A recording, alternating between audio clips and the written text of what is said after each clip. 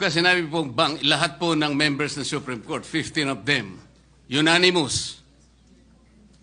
To Kasi po, reiterate what I... baka division lang yan, 5 lang yun.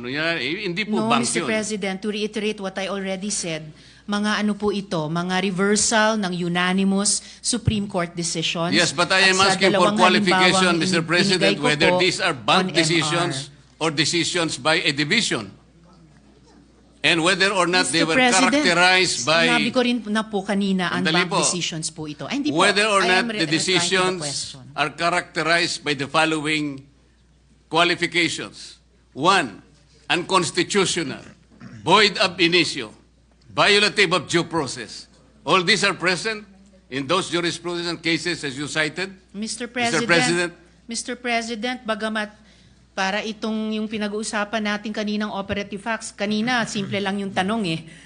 May kaso na po ba na ang Supreme Court sa unanimous decision ay ni-reverse ang sarili nila?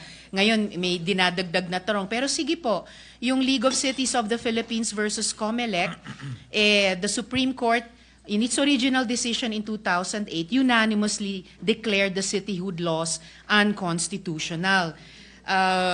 I will have to get more information po on the ISAA